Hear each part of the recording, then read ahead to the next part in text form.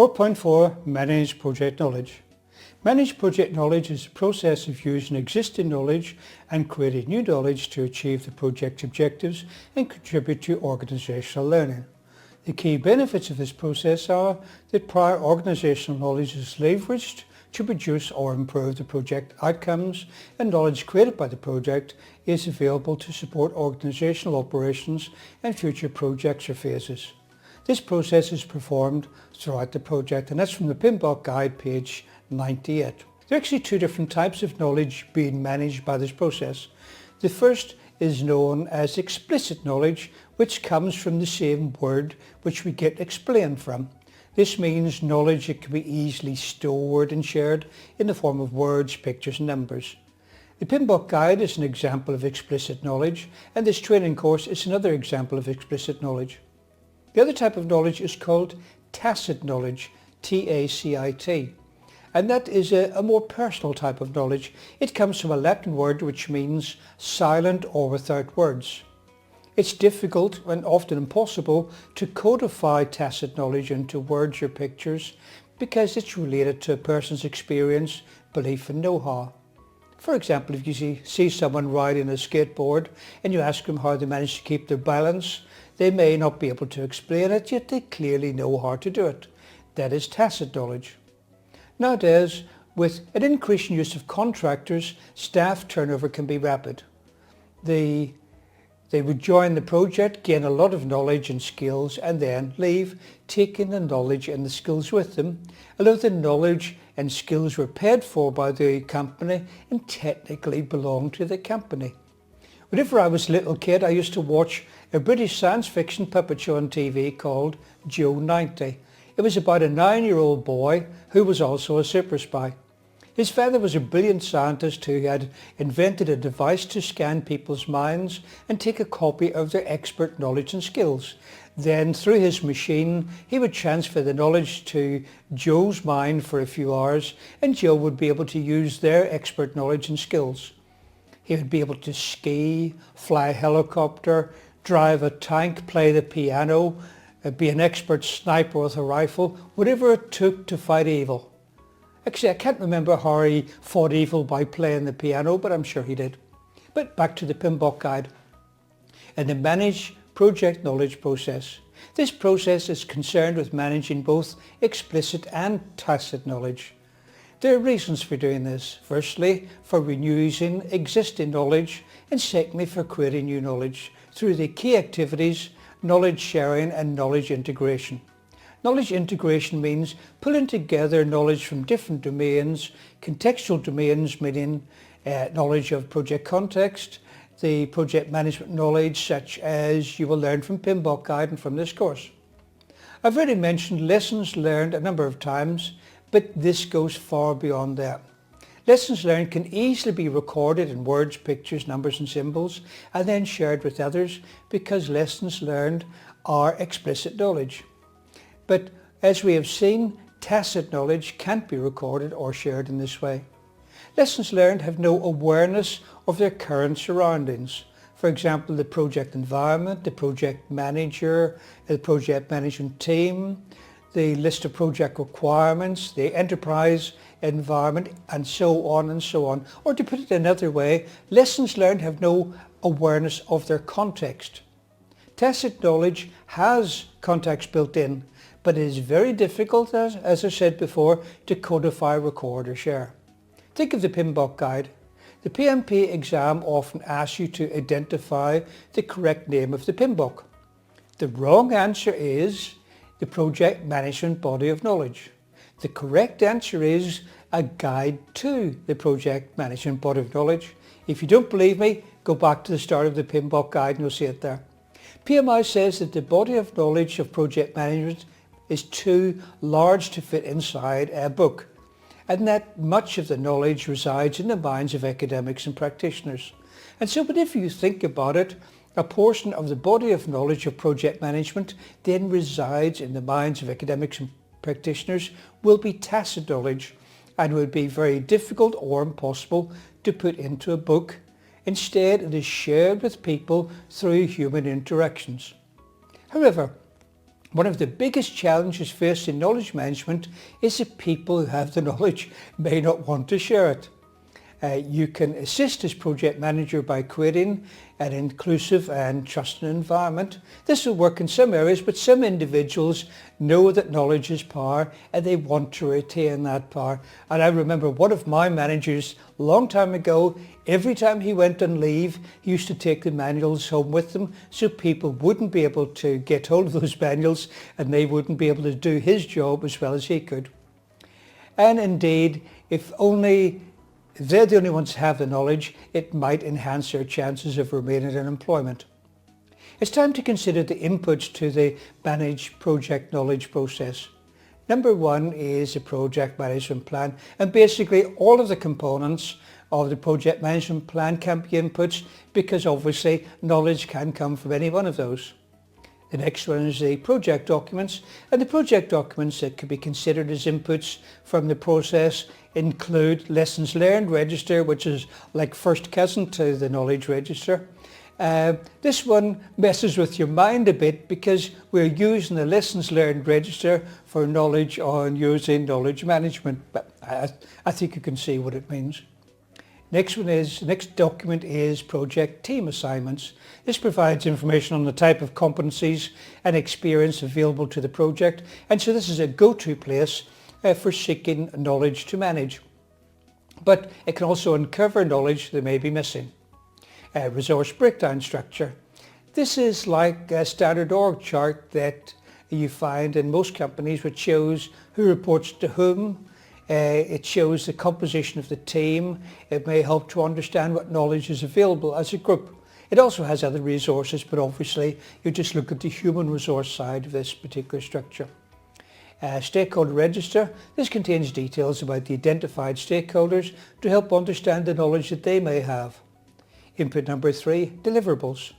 A deliverable is any unique and verifiable product, result or capability, such as a brick wall.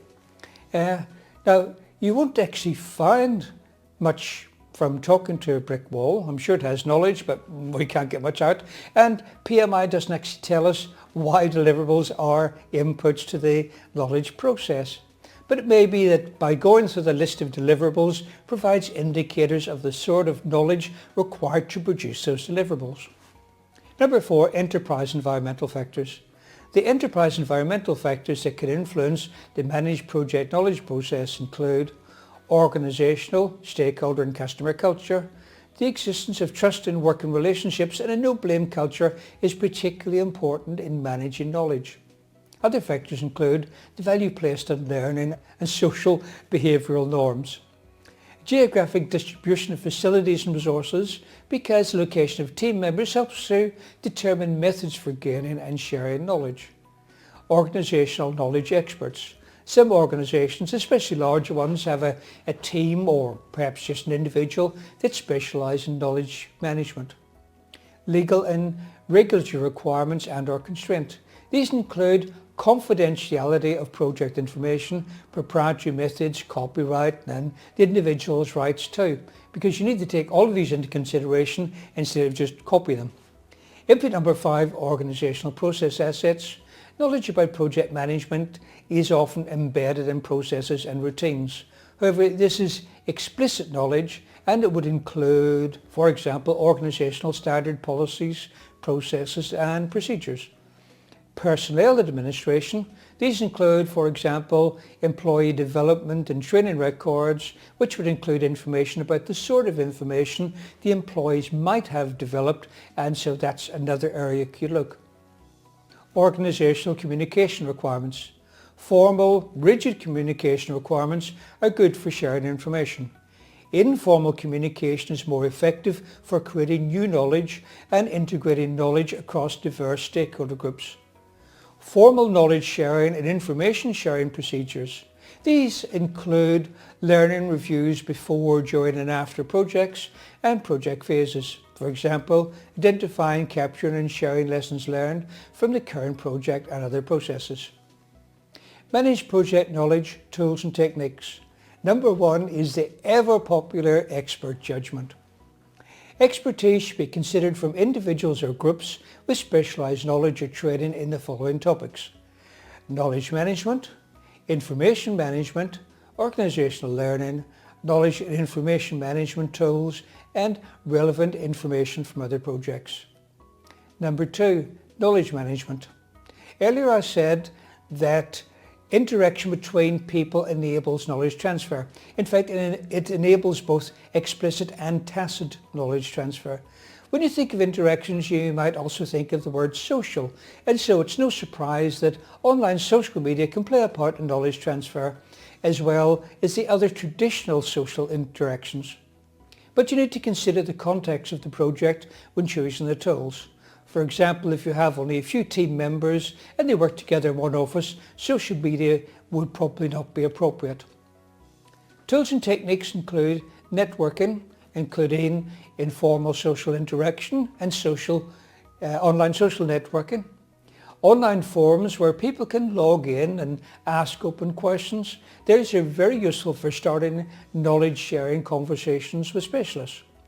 COPs, which stands for Communities of Practice, Communities of Interest, SIGs, Special Interest Groups, where people get together with others who have similar interests. Meetings including virtual meetings such as video conferences. Work shadowing, where you follow a mentor to learn something, and reverse shadowing, where the mentor observes you doing the work. Discussion forums such as focus groups, knowledge sharing events such as seminars and conferences, workshops including problem solving sessions, and learning reviews designed to identify lessons learned.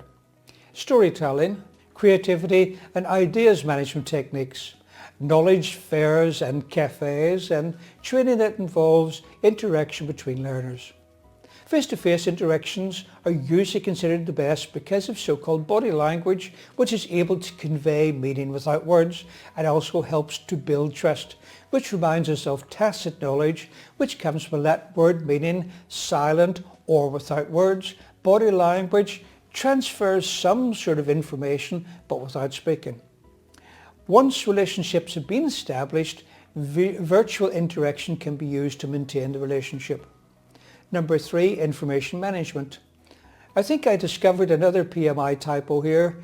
The PMBOK guide says information management tools and techniques are used to create and connect people to information. They are effective for sharing simple, unambiguous, codified, explicit knowledge. Did you notice it said information management tools and techniques are used to create and connect people? I don't think we can create people this way. The tools and techniques for information management include methods for codifying explicit knowledge, for example, for recording lessons learned register, library services, information gathering, for example, web searches and reading published articles, and project management information systems. Number 4, interpersonal and team skills. The interpersonal and team skills used include, but are not limited to, active listening to help reduce misunderstandings, facilitation to help guide a group to a successful discussion, solution, or conclusion, leadership to help communicate the vision and inspire the project team to focus on the appropriate knowledge and knowledge objectives, networking to allow informal connections and relations among project stakeholders, political awareness to help the project manager to plan communications based on the project environment as well as the organisation's political environment. Knowledge project management outputs. Number 1 is the lessons learned register. Here we have covered many times. At the end of the project, the lessons learned register is copied to the lessons learned repository for use by further projects. Number 2, project management plan updates. Any change to the project management plan goes through the organisation's change control process via a change request. Any component of the project management plan may be updated as a result of this process because knowledge relates to all areas of the project. Number 3, organisational process assets updates. Any organisational process asset may be updated as a result of this process. And that brings us to the end of Managed Project Knowledge.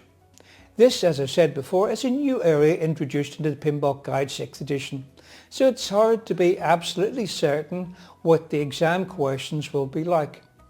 But if you can remember the difference between explicit knowledge and tacit knowledge, and remember that explicit knowledge is shared by codifying, recording and circulating, but tacit knowledge is shared by human interaction, then that should answer most of the questions, I would think. The other things I could test you on, of course, would be based on the inputs, the tools, techniques and the outputs, as well as knowing that this process is part of project integration management.